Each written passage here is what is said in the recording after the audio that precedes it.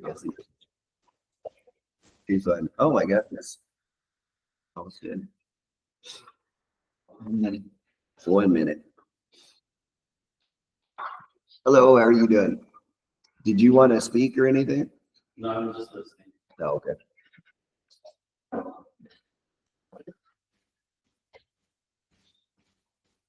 Everybody ready? Really easy. Yeah, okay. As soon as my clock turns.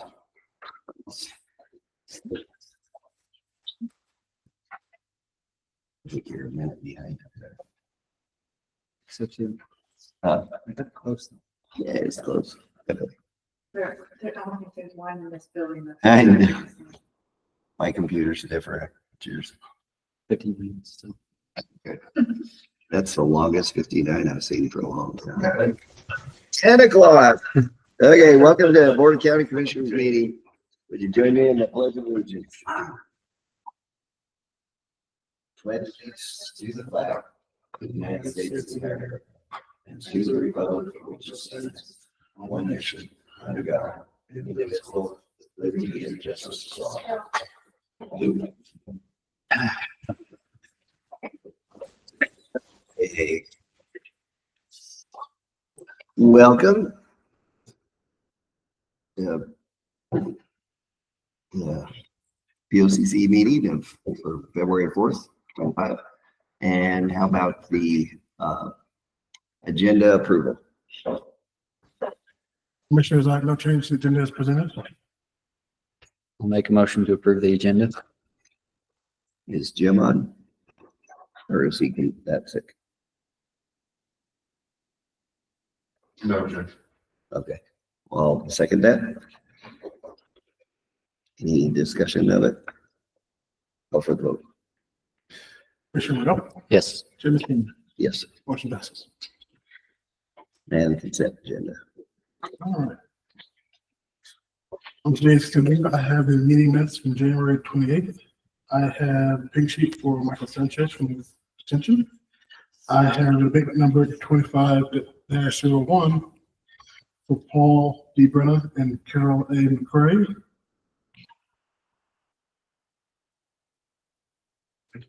I'll make a motion to, Sorry, I'm just jumping around. oh, there's one more. Yeah, That is for parcel number. For parcel number 10734 in the total amount of $674.23. And then abatement numbered 25-02 for parcel number 1713687, excuse me, in the total amount of $1,190.23. That's your extension. and what was it, just the old evaluation of it? Of the Gray and That's for Joshua and Lisa E. Rhodes.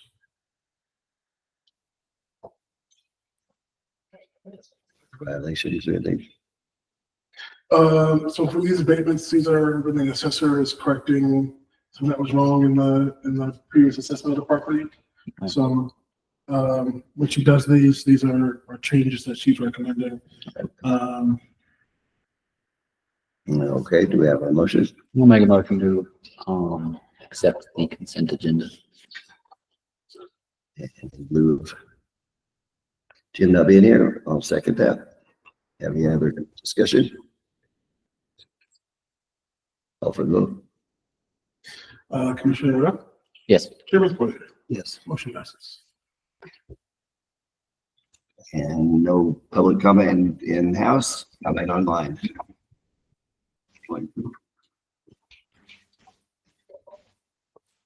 Anyone? Nope.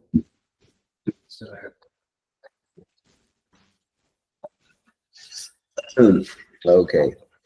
Now, So our appointments are sort of scheduled. So we can actually skip those for now and go into Oh, okay. the permits, licensing, and public licenses and public hearings if you want to. Okay, yep. So commissioners, I have for you a draft certificate of designation for the Huerfano Wood Cache project. You might remember you approved this 2 meetings ago. So in the draft COD, you look at page 328 of your packet, all the way down there.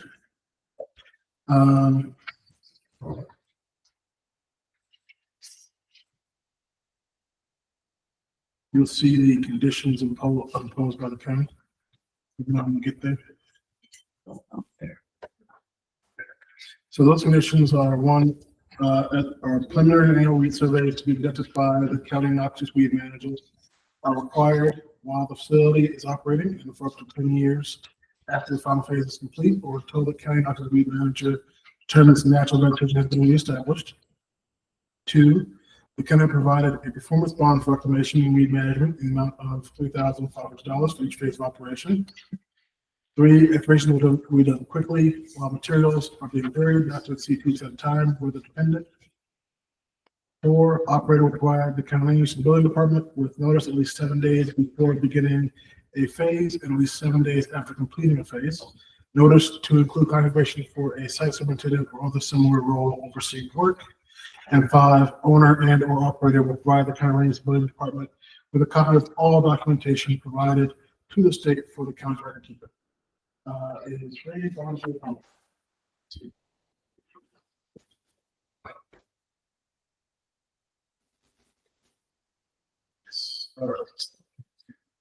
So, commissioners, we received a request from the owner and applicant, Ray Giovanni, to adjust condition 3. When they submitted the CUP that this originally came from, they thought that they could do excavations at 2-week intervals. Basically, as they've talked to more local contractors, they found that something more along the lines of 6 weeks would be better. Basically, there's not the local capacity to do 2-week excavations and closures. So in order to do 2 weeks, they would have to go outside of that.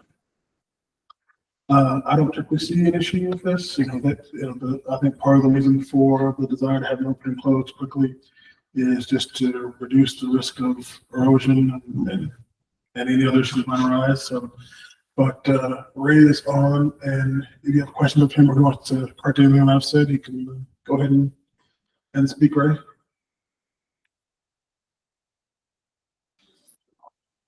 Yes, thank you. Can you hear me? Yeah, thank you. Yes, as Carl said, we're interested in getting the activity completed as quickly as possible. I actually am a landowner of the property as well, and the disruption is you'd like to keep it to a minimum, but we do want to utilize the businesses in Huerfano County as much as possible. Not all of them have the capacity to do this as quickly as I originally stated. So I'm asking for your consideration of a little bit longer period, and even willing to work towards reducing that over time as capacity builds and we get more experience in it. Okay. One thing I was going to ask you, did you have any more considerations for the erosion, like having some of those other apparatuses around the hole so that there wouldn't be any type of erosion in or out of it? Exactly. We use and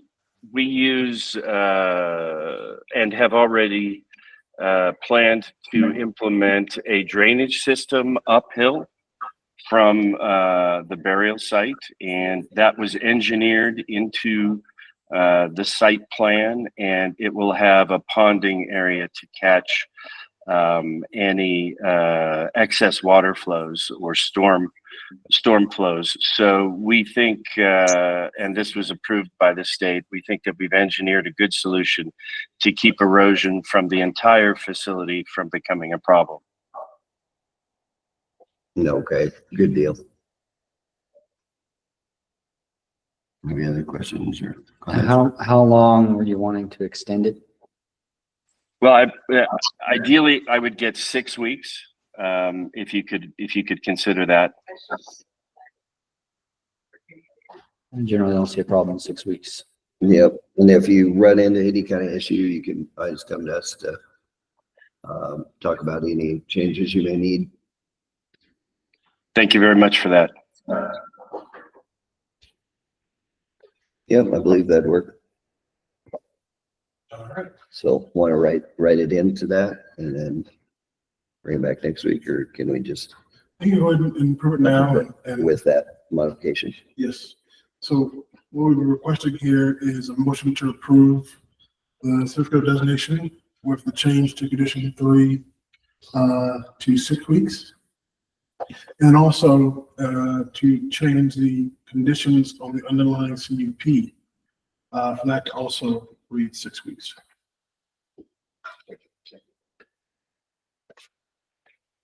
Okay, I'll make a motion to approve the Huerfano carbon sequestration project certification of designation with the amendment of condition 3 to extend from 2 weeks to 6 weeks, and also the underlying CUP to change from 2 weeks to 6 weeks. And I will second that with the above considerations. And any other thoughts, discussion? Call for the vote. Commissioner Wood, Yes. Chairman Spillier, Yes. motion passes. All right. Thank you, sir. Appreciate it. Thanks, Ray. Thank you all. Thank you.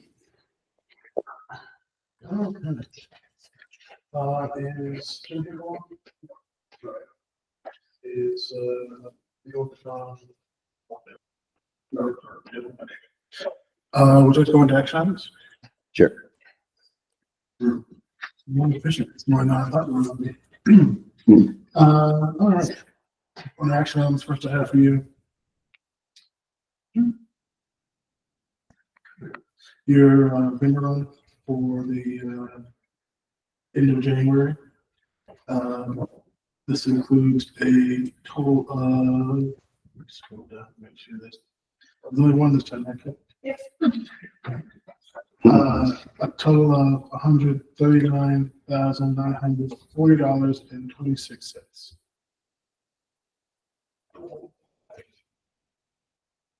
I'll make a motion to approve the January 30th dinner run in the amount of $139,940.26. And I will second that. Any other discussion or questions? Call for the vote. Commissioner Wood, Yes. Chairman Spillier, Yes. motion passes.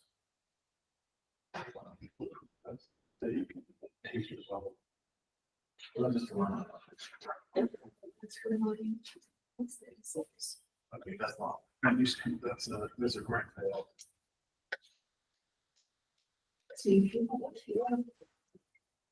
That might not the one thing that is a final one to stress for those since you try to post it really hard.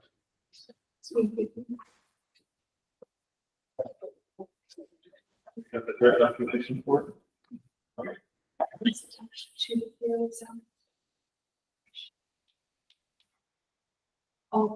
Yeah, I'll taste it. Once it, This is the first time that we put in a PR, so she had her own, but it was attached to it. okay, as long as you have the document, we're good. All right. Okay. And then Commissioner, next I have for you purchase order numbered 25-25. In the, so this is a total amount of $187,910. That is, you already approved a portion of this, so we're actually only asking for the increase here. So what this is tied to is a change order for 129 Kansas. And all of the documentation for So the grant for the contract is there. So the original amount you approved was $159,210. I'm on page 354. So basically, after they finished the first level of abatement in the basement, they found more asbestos underneath the asbestos. Of course. Yeah, you're doing great. So the change order is for $28,250 with an additional $450 for extending the permit. We were budgeted at 200,000 for this work, so we're still under budget. Good. But this will make sure that we get all that asbestos out of there. So your approval. Okay. We have a motion. I'll make a motion to approve purchase order number 2025-025 for the HRS Colorado for asbestos mitigation. I will second that. Any other discussion? Call for the vote. Commissioner Odell, Yes. Chairman Spriggan, Yes. motion passes.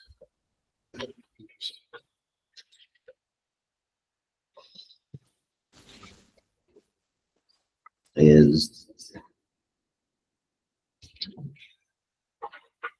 So the still waiting for Jim. Jim to show up.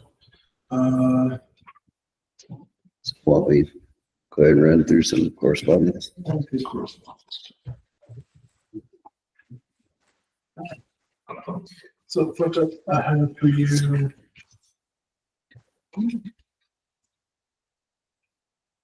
a letter from the Federal Noise District detailing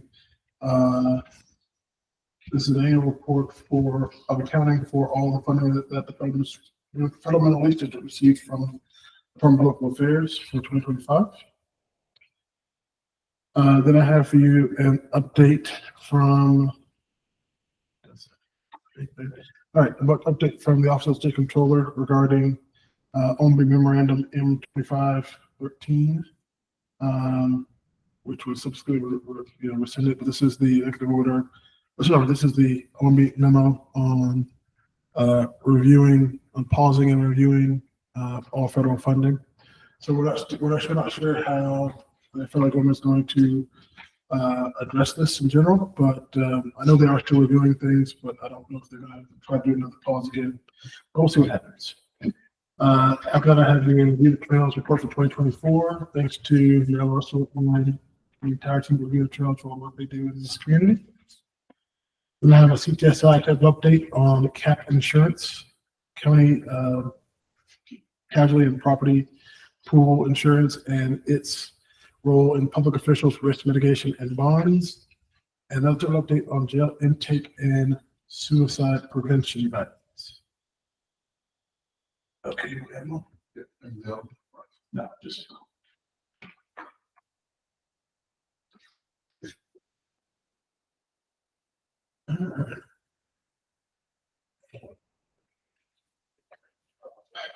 Jim, can you hear me?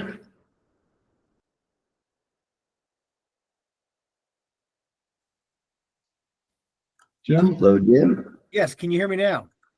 There you are. Okay, great. Thank you. For the beginning of it, it said I could only be a viewer and I couldn't talk. So thank you for allowing me in the meeting.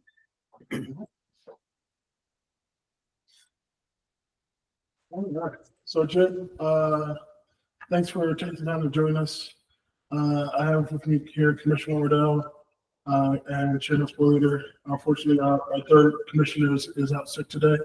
But you can give us, let's start off like a general overview of the audit and where you think the county's finances are, and anything that you think the commissioners need to know, understand, and keep their eye out for. That'd be greatly appreciated. Certainly. Why don't I first start out and just discuss briefly the audit process that we finished up here just recently with respect to the December 31, 2023 audit. We first start off our audit with our updating of the county's internal accounting controls with respect to disbursements and payroll and cash receipts. We're looking for a lack of segregation of duties within the accounting functions. Looking for what we call significant deficiencies or material weaknesses in the internal controls, where we feel like there ought to be better controls. With respect to those things, we did not have any significant deficiencies or material weaknesses.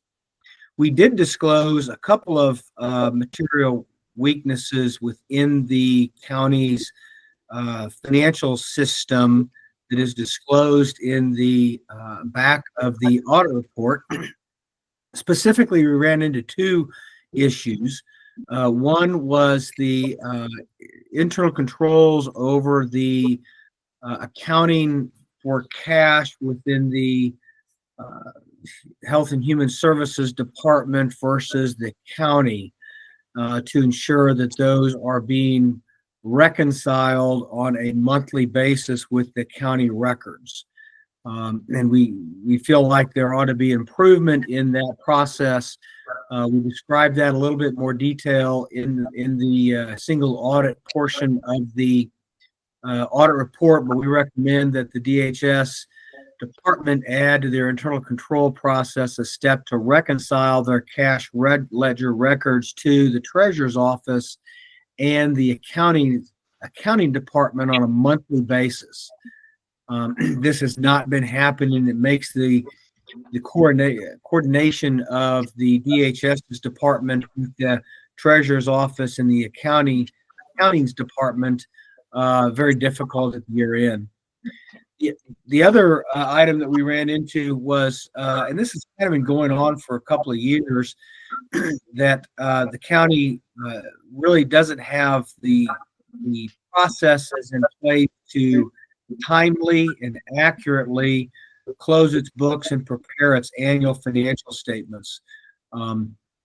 The emphasis is probably on the timeliness of being able to close its book accurately by the early part of April, mid-April, so that an audit can be prepared, completed, and audited financial statements issued in compliance with the state requirement of July 31st.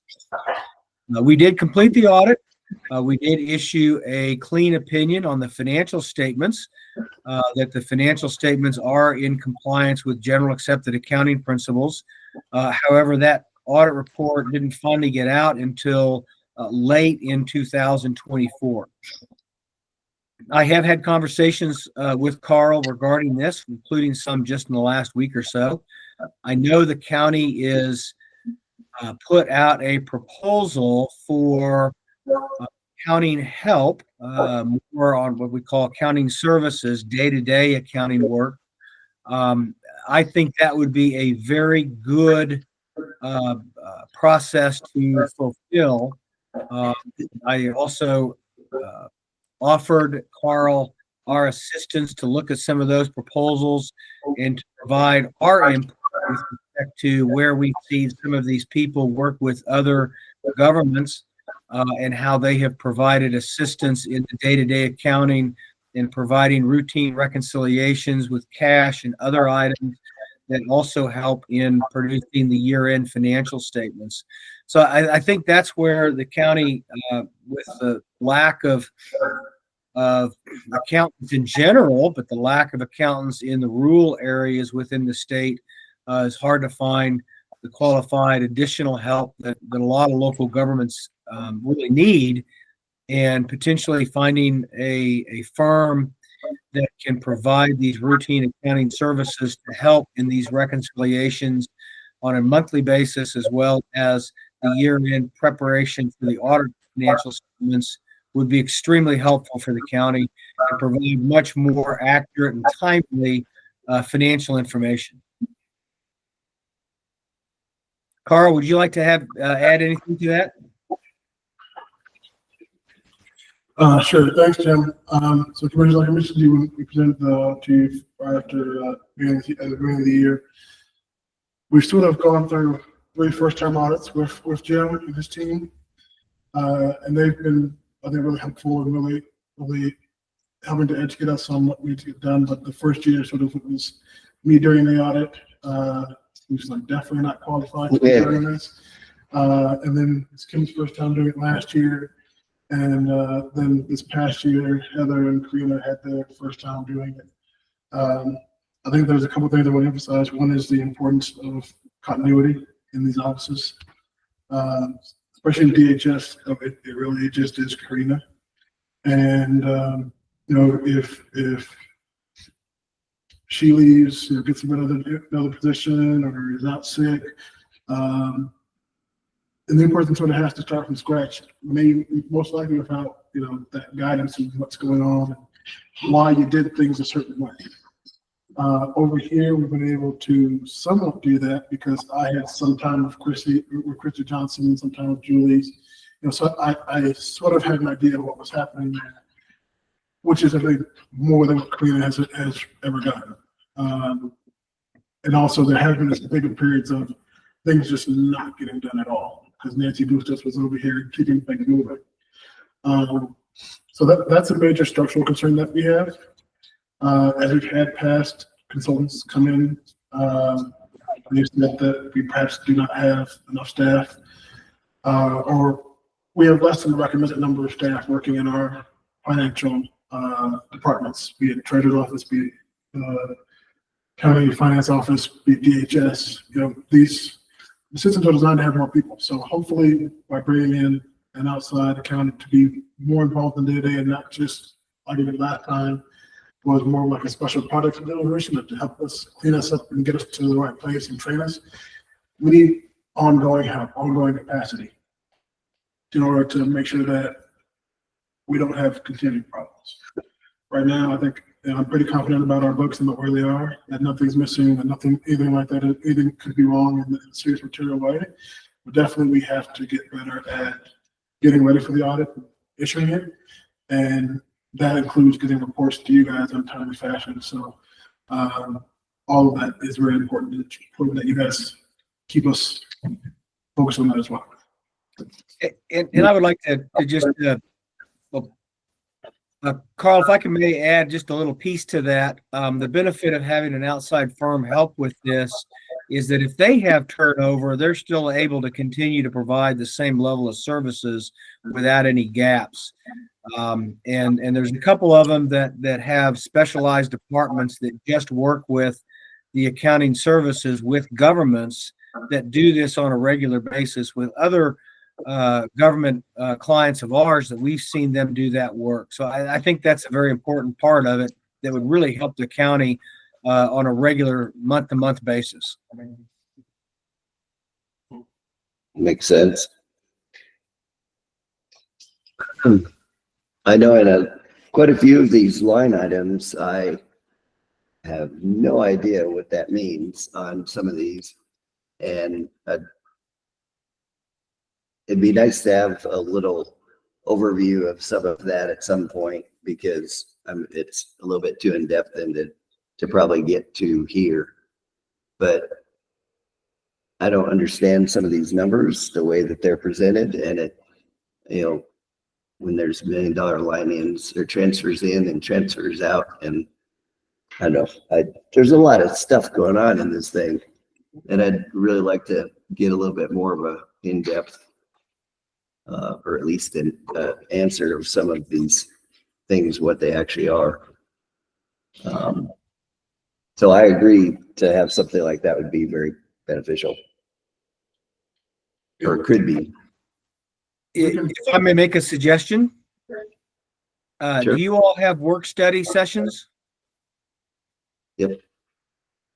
Maybe Carl and I could arrange a time that I could come down and during a work study session that's a little less formal, and have maybe 30, 45 minutes, maybe an hour. I don't know how long it would take. Presentation to talk a little bit about government financial statements, why we have so many balance sheets and income statements in the government financial statements, what they mean, how are they presented, and how they relate back to the government's operations. And that might be a helpful time for you all to better understand those financial statements. Yeah, why some things are depreciated and some things aren't, and Correct. some of those got type deals. Correct. We could put a presentation together like that, that could answer some of those questions and walk through those financial statements.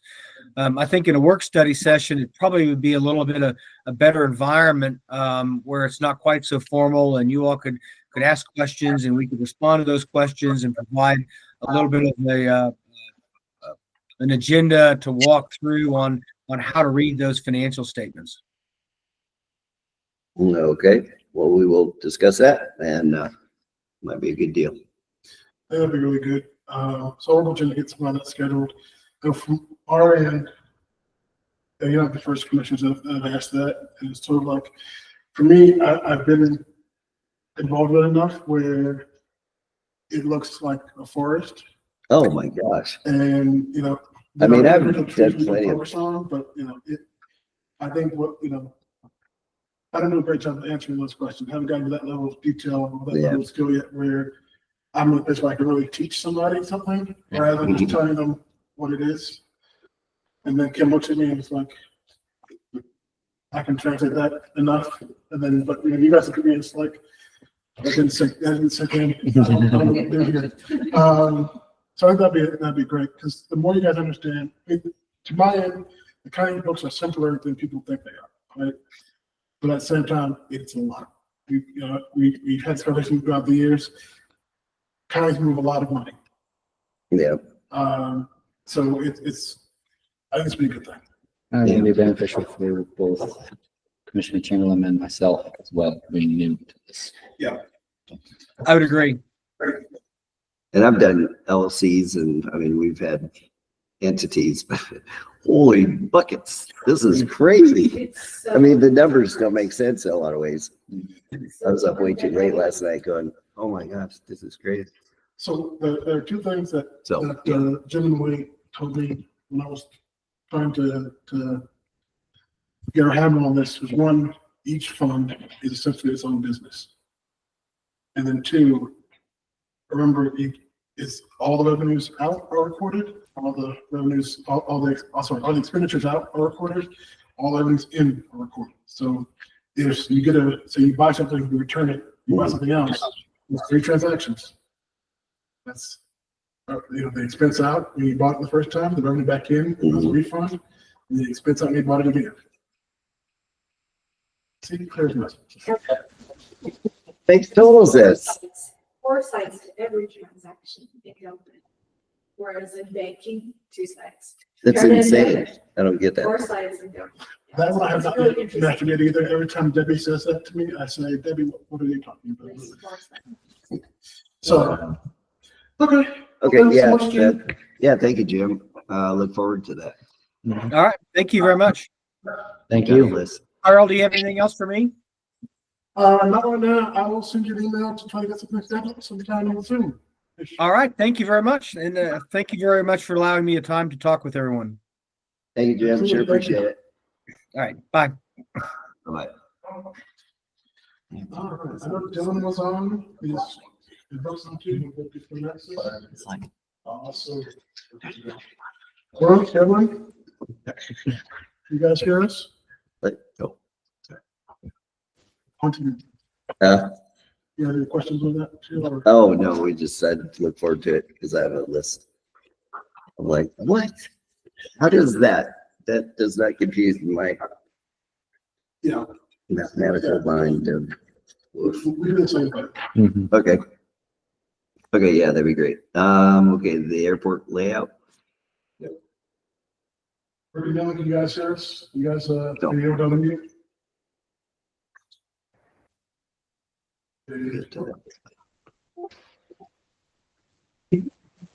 All right. So welcome, guys.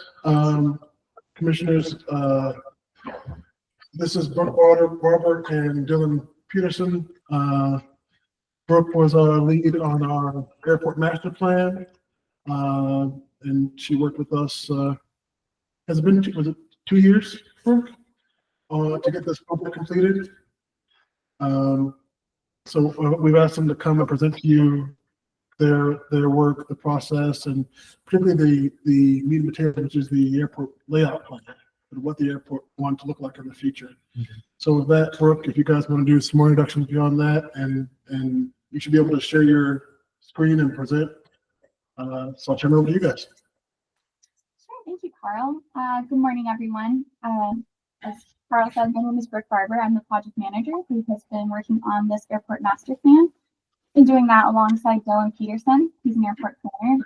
Our firm is Lochner. We were formerly known as Armstrong when we partnered with you. We've since had a name change, but the same team representing you. And Dylan and I are both out of Grand Junction, Colorado. So we just want to thank you for your time this morning and allowing us to present all that we've been working on. If I can figure out how to share my screen, I have just a brief high-level overview of what we have determined from this plan. So I'm going to attempt to present. Let her in. Okay.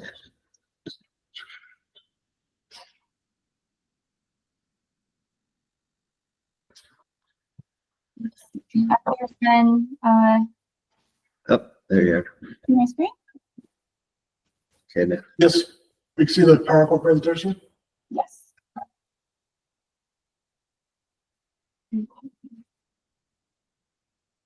Well, let me just skip ahead.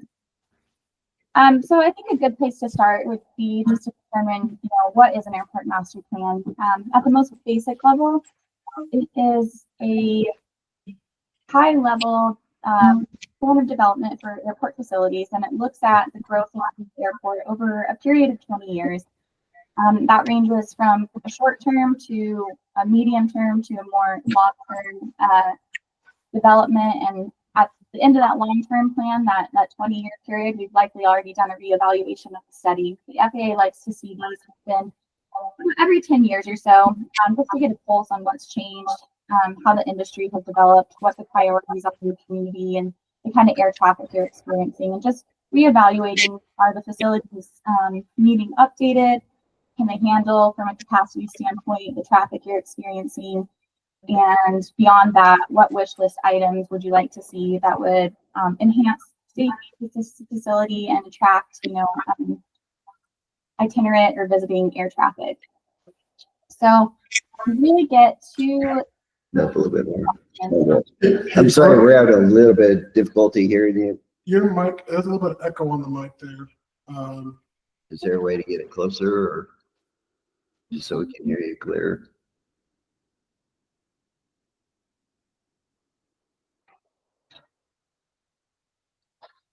I am just in through my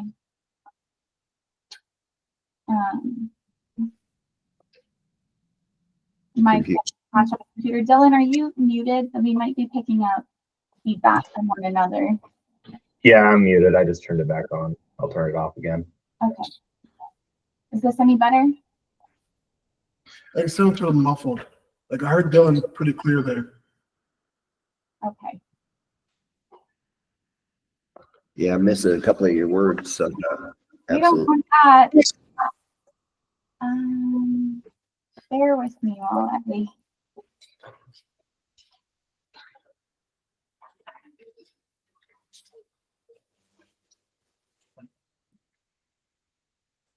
attempt to pick up on the right speaker.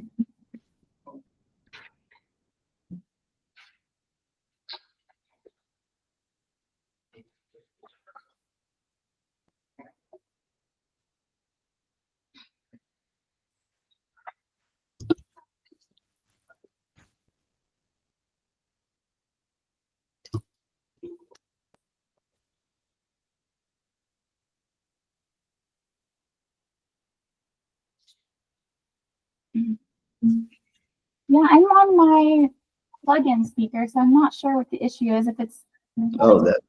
I can pause and maybe we can go and use Dylan's laptop. It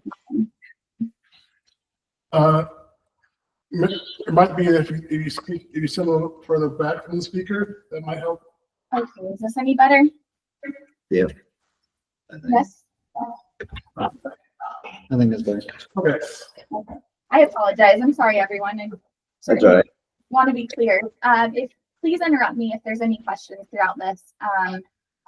Definitely want to answer, any thoughts you might all have and address what you're wanting to see. So stepping back in to what the airport master plan is, that narrative text, which looks and assesses, a lot of historical information. So we look at the facilities, the current condition of your existing facilities, including structures on the airport, pavement condition, lighting, and just kind of take a note of what is existing as is, and then we do a little more in-depth deep dive and kind of look at the air traffic in the region, as well as that includes the state of Colorado and beyond, and evaluate what Spanish Peak's role is in that program in its entirety. All of that basically compiles into the narrative report, which is, again, just the historical information. And there's some discussion about future options, based aircraft, and corrections that might need to be made per FAA standards. And ultimately, that accumulates into the ALP set, or airport layout plan. And that is the set of technical drawings which really depicts all that future development and is your tool moving forward. So that's a living document that's going to be used, every year during your CIP, your capital improvement plan calls with the FAA, and helps you become eligible for federal funding, and really is a proactive tool to planning and improving the growth of your facility rather than being reactive.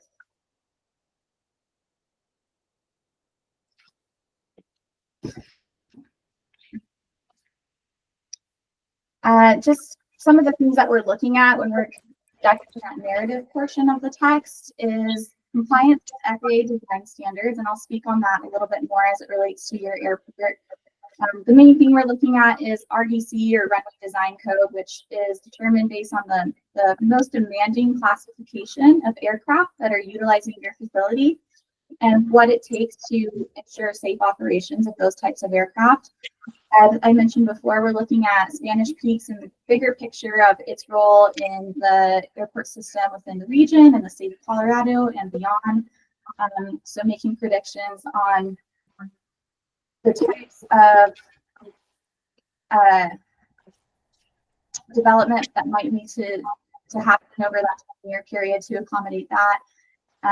Also, the narrative text is, any environmental studies that might need to be completed throughout as well. The showing a development item on the airport layout plan isn't immediate, justification for that project. It just makes it eligible for discussion and funding from an FAA standpoint. There's still a series of steps that would need to be taken to make that go from design phase to the engineering phase, and a big part of that would be environmental compliance. Any necessary environmental studies would be considered here as well. Hey, Brooke, Yes, are you advancing your slides? I have now moved on to a slide called airport planning considerations. Is that coming through? No, we're still seeing your main slide, Mandate. your title slide. How about now? No, it hasn't changed. No? Well, I apologize. I'm not sure what's happening. It's advancing on my end. If you cancel the share and redo it instead to share that whole window, that might help sometimes too. Google Meets is a little bit weird sometimes. How about, Yeah. is this any better? No, it's just on the same thing. The same thing. Okay, let me end my share screen. There. Oh, there you go. I saw that one. I apologize, everyone. I'm not sure what the issue is here, but No worries. I will try again. If not, we'll move on without it. Okay.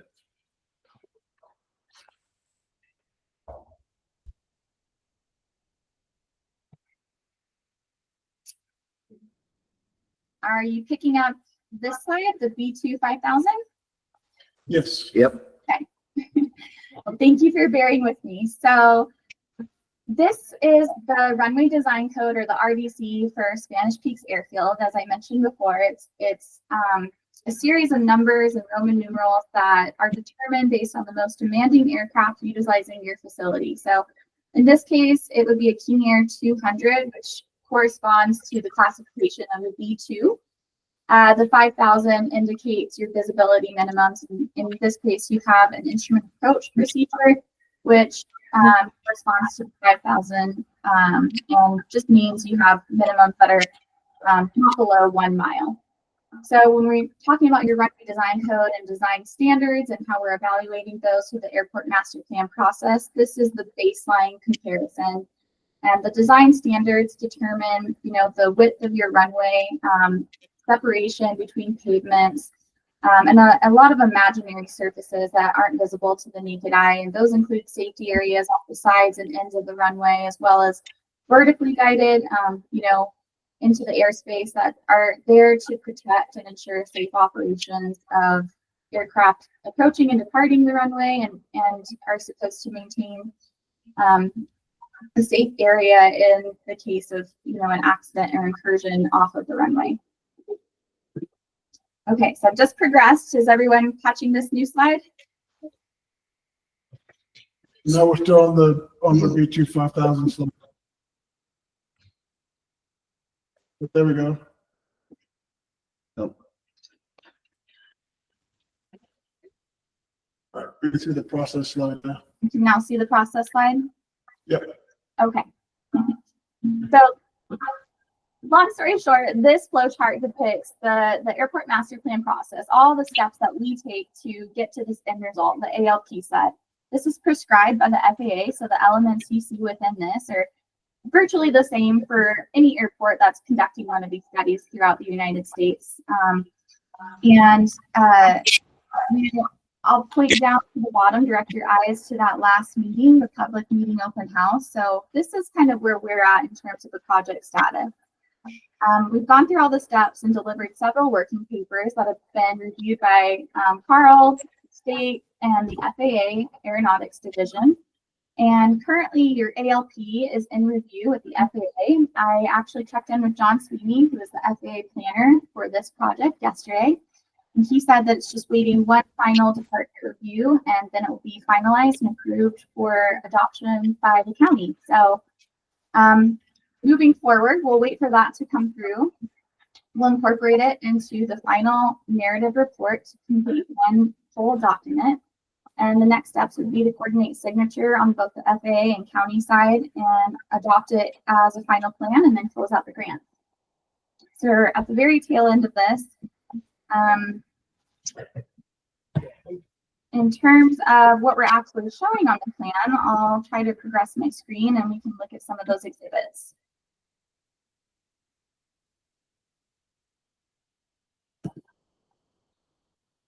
Was that picked up?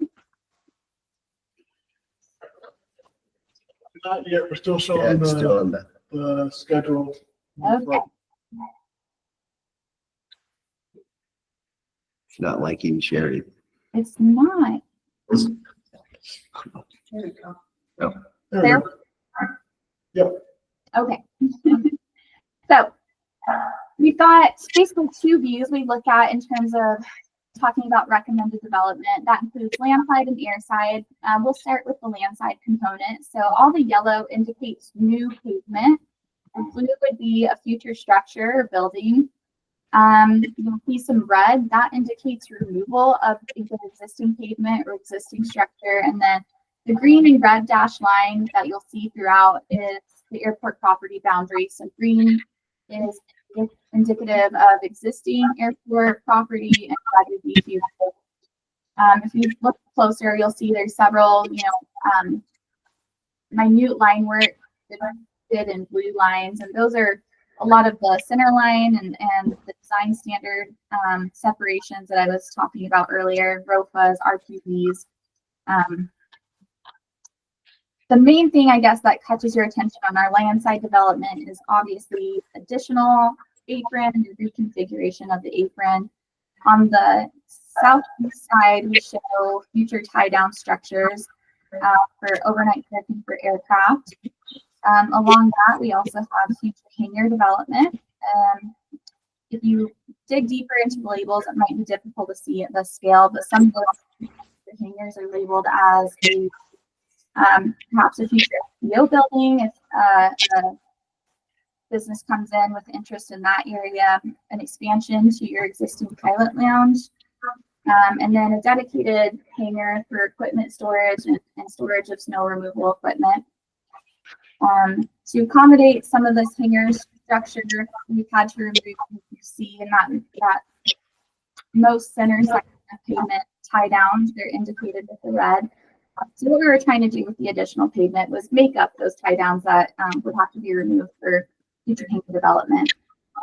To the more western side, make use of your available space. We've shown concrete hard stands with future tie downs as well as helicopter parking and some hangar development off the end of that.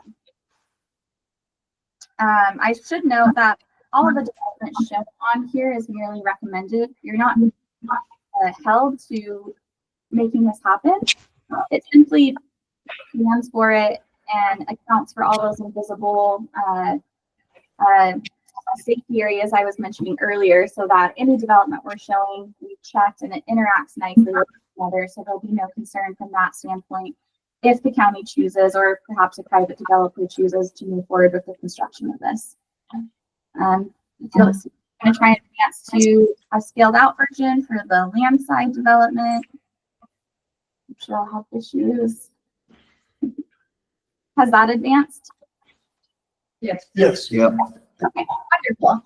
So this is what we would call our inside recommended development, and that is just you'll see it's a bigger picture of the facility in general. So here we can dive into some of the recommendations we're making in terms of the runway. So the big thing is an extension to the west of your primary runway 927. In the narrative report, we conducted a runway length analysis. And so based on the classification of aircraft that are operating in your facility, those B2 aircraft, and the elevation of the airfield coupled with the maximum, heat during the hottest month of the year, which all impact capabilities and performance of aircraft. It's recommended that you could technically extend the runway to 7,400 feet outside of your, I think it's 4,700 and some odd feet right now. And that would be to accommodate the heaviest type of B2 aircraft during the hottest month of the year. Certainly this could be done in a phased approach. If you wanted to gain, a few hundred feet or perhaps just 1,000 feet. To accommodate the extended runway length, you would see acquisition of land off the west end depicted by that red dashed line. And then also off the end, the opposite runway 27 end, additional land acquisition to accommodate the RPZ, the runway protection zone off the end of that runway. In addition to the primary runway, we're showing extension as well as widening of your crosswind runway to 20. It's currently turf, and based on conversations from the piloting community and just preparing again for development over a long-term 20-year period, we wanted to show the paving of that facility as well as widening it to 60 feet to meet the runway design code for that runway, which is an A1 small. Again, to accommodate those recommendations, showing a future acquisition of land off both ends of the runway. The other major theme that's depicted in the airside development is the paving of a full-length parallel taxiway. This is pretty standard, and it's, again, could be taken in a phased approach. It's possible to pave just one end. I think we recommended in the report 27 end to be paved first, and to also incorporate a teacup turnaround, which would enhance circulation and prevent the need for aircraft to back taxi onto the runway. There's several recommendations that also don't translate to the visual component of this plan, lighting enhancements that would have to be made, Of course, the regular pavement maintenance schedule of your existing pavements, and all those or imaginary components to accommodate safety areas. In this case, we're not recommending change to the classification of runway. I think the B2 standard would suffice through the 20-year period, so no major changes in that area.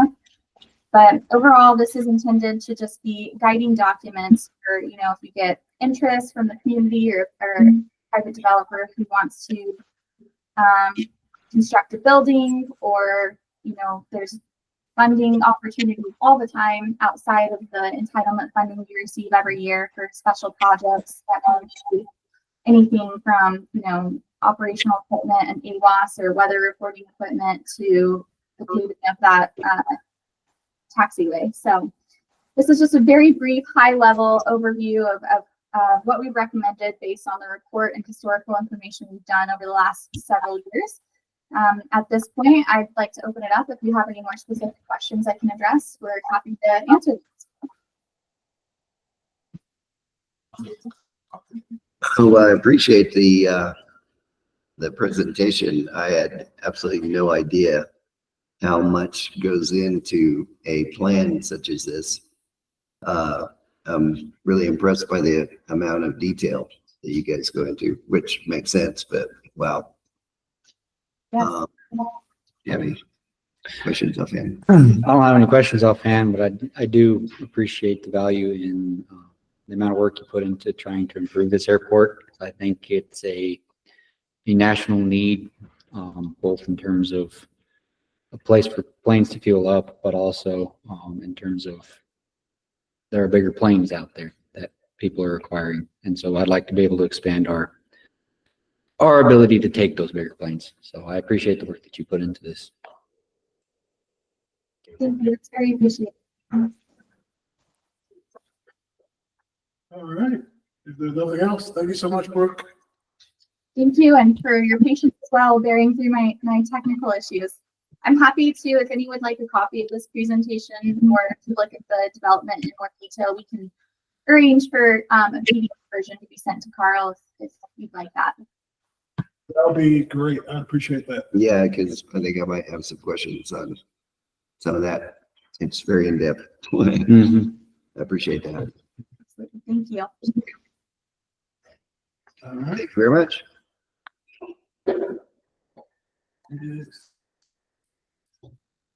Anything else? Oh, good. That's So, Mm-hmm. I mean, it makes sense. That's freezer.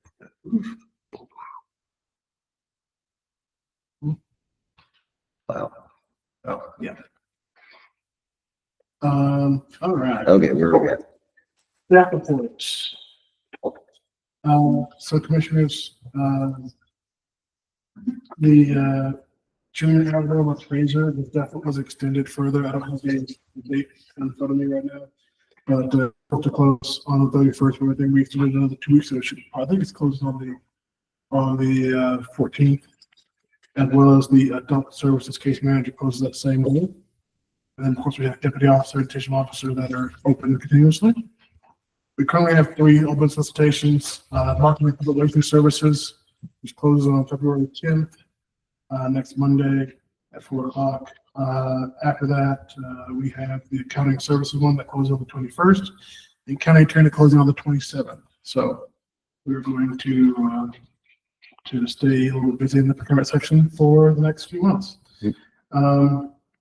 We did receive an application for the Huerfano, Los Angeles Huerfano County Chief Health Department Award. Jim is our appointing authority, so I'll share that with him once that closes on the 14th. Okay. And then we did receive 1 application for the building authority or board of review. So we will be inviting those folks to come to meetings. So keep it very cool to apply. We need people for boards, and more applications, the better, of course. So. Yep. Mm-hmm. So good. Will do. Thank you. All right. Nothing from the county attorney. No. Nothing yet. I think that might be a good thing. Definitely. Okay, and do we have a need for executive session? No. And do we have a motion for adjournment? I'll make a motion to adjourn the meeting. And I will second that. Call for a vote. Commissioner Waddell, Yes. Chairman Spuda, Yes, motion passes. we are adjourned. 10:50.